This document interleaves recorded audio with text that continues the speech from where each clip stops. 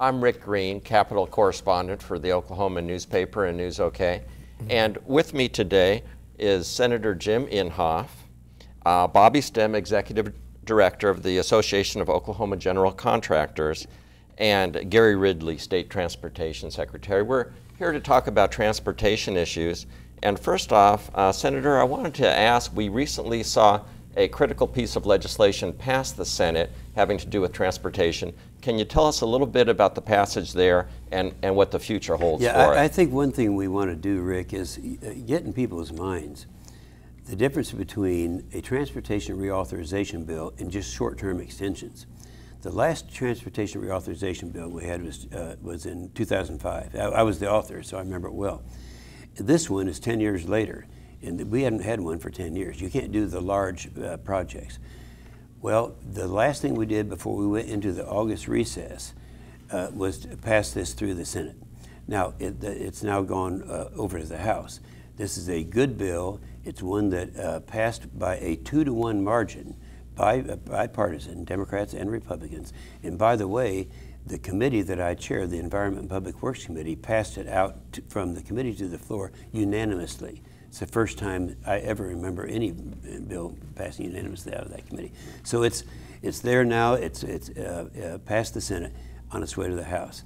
I would just elaborate a little bit on that because I have talked to my counterpart over there, Bill Schuster from Pennsylvania. And he, even though you've heard some things, some of the people are saying negative things about a highway bill, he is very excited about this, and he likes our bill. They are taking our bill and drafting their own bill. It's going to be very similar, and we'll end up in conference, and we're going to have a bill. If there's any impediments at all to passage, what do you see on the radar screen that way? Well, first of all, the impediments probably would have been in the Senate, not in the House, because, and I hate to say this because I'm qualified to say it because I've been ranked as the most conservative member of the Senate more than anybody else has. But we have a lot of people who are organizations that will score votes, and because this is a big spending bill, they'll encourage people, they'll score it and say you should vote against it. Well, this is the conservative approach. And I hate to say this about my fellow Republicans. They all know what I'm saying. They know that this is a conservative report, but they still get down there and demagogue on the floor because some people are scoring the vote. That's over now. And I remember when that happened once before, I went over to the House. You got to keep in mind that I was in the House for 8 years before I came to the Senate, and I was on the committee, the T&I committee. At that time, our biggest problem was we had too much surplus in the Highway Trust Fund. That problem's not there anymore. But I went over, and all of these, the guys, there are 33 Republicans on that committee after we passed our bill. All 33 of them on the last one voted for the bill. So I think they understand that. I think the House is going to be very receptive to a bill, and it's going to be very similar to the bill that we passed. But one thing I'd like to mention, if you do just short-term extensions, you don't get any reforms. Right now, we have exceptions to some of the environmental laws for endangered species, things that we can do to build those roads faster and cheaper. You can't do that if you're doing short-term extensions. And Gary, what does this bill mean to Oklahoma?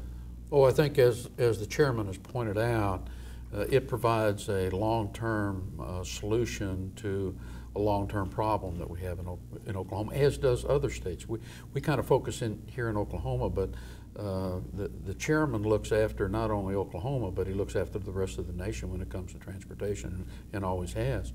But he understands that you have to have certainty on your funding before you start to build major projects and major corridors.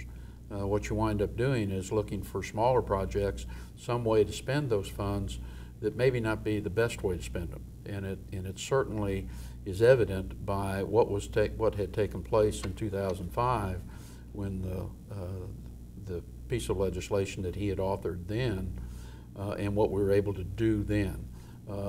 The Crosstown Expressway here in Oklahoma City is a prime example of that. That was without that bill and without his help in 2005, it would have never gotten done. We would have been still trying to figure out how we would have a funding solution for that. I-44 Riverside to Yale is another major project that was funding out of that bill was able to build that as well, along with a lot of other things over the last so many years just because of that piece of legislation. We look forward to this legislation having that same ability to allow us to move forward on the 8-year construction work program that the department puts together to ensure that we're able to build the things we say we're going to build and that are needed to be built. And Bobby, what does it mean to the private sector, this bill? Band-aids in Washington are Band-aids to our companies.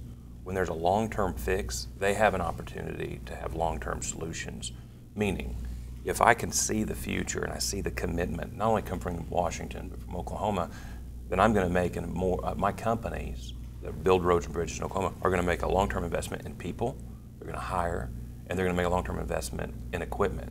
They're going to lease or buy more equipment. When they can see that a robust program is coming, they go and invest back. It's the quickest way that tax dollar gets pumped right back into the economy.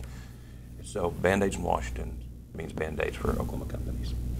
Would the Crosstown Expressway be an example of a project that fostered economic development in the Bricktown area? Oh, I would think so. We've taken an antiquated roadway that really limited the growth of Oklahoma City, where it cut off the growth moving south. You'd seen it. It was a wall, so to speak, in the growth of the downtown area.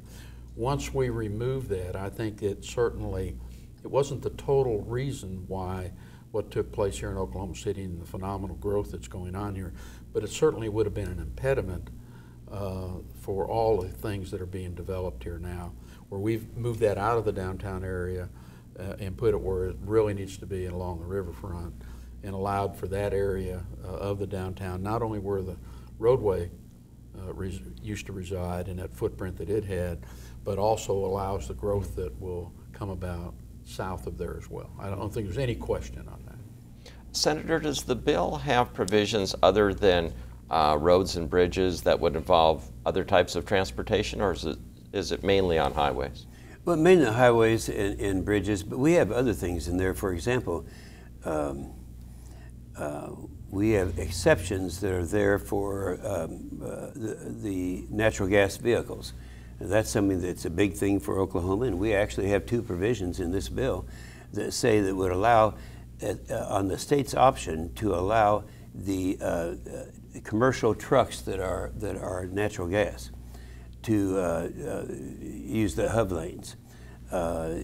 We've made an exception on some of the weight. The weight of a natural gas commercial truck is a little bit more than a diesel, so we allow an exception to the limits to accommodate that. So it's some things that people don't think. It gets in a lot more detail than people think.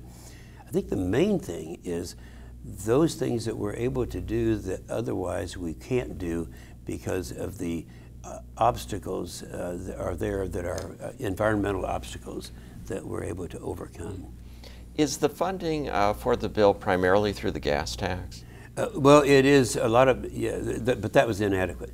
The gas tax, because of what's been happening in this country with the people who are trying to go into electrical vehicles and Obama's war on fossil fuels, it's the amount of revenue that comes from the gas tax is not great enough to take care of construction as it is today. In fact, it falls short by $15 billion a year for the next 6 years. That's the figure that we're talking about. So we had to go someplace else, other places, to get the $15 billion a year. Works out about $92 billion more has to come from other sources. So it does, to answer your question, Rick, use all of the revenues that come from the gas tax, but it has to be more than that.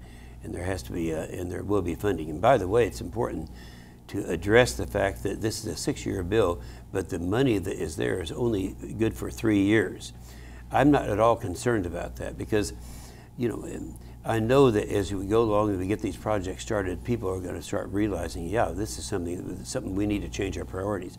And I don't want to sound disrespectful when I say this, but when we have a president of the United States that has, without any authorization and without any appropriation, has spent $120 billion on global warming, then certainly we can find the money necessary to finish the last 3 years. It will happen. We had to get started, though. Mm-hmm. What is the price tag for the first 3 years? Well, it's,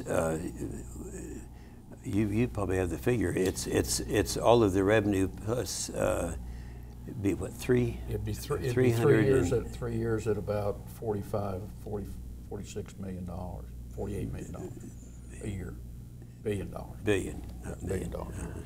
So somewhere around close to $150 billion for the first 3 years. But let me remind you, though, Rick, that I have to tell people this. There's an old beat-up document nobody pays any attention to. It's called the Constitution.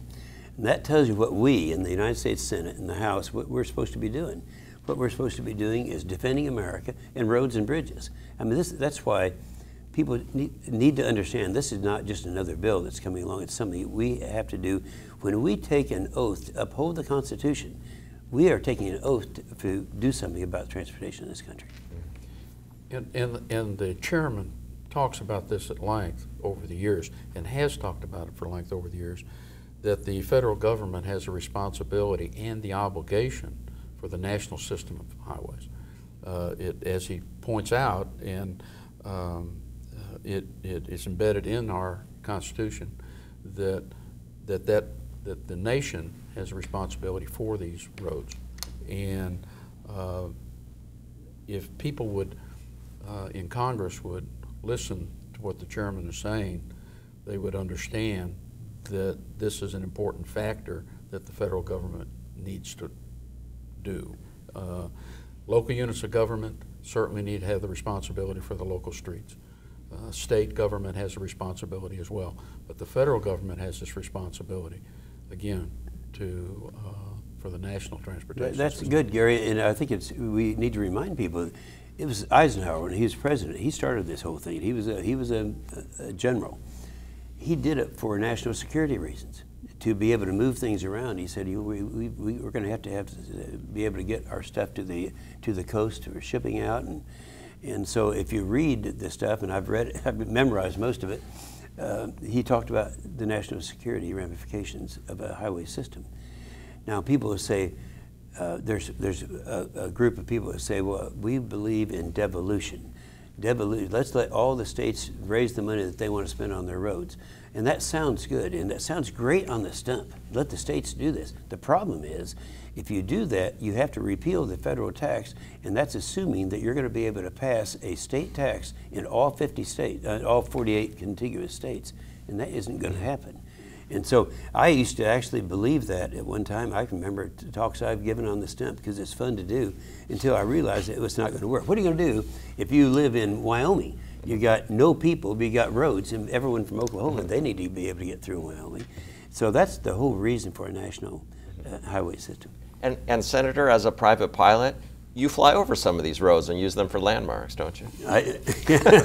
Not with the stuff we've got nowadays. I mean, a chimpanzee could find his way around. Well, thank you very much. I really appreciate you coming today, gentlemen. Thanks again. Thank you very much. Thank you, Rick. Thank you very much.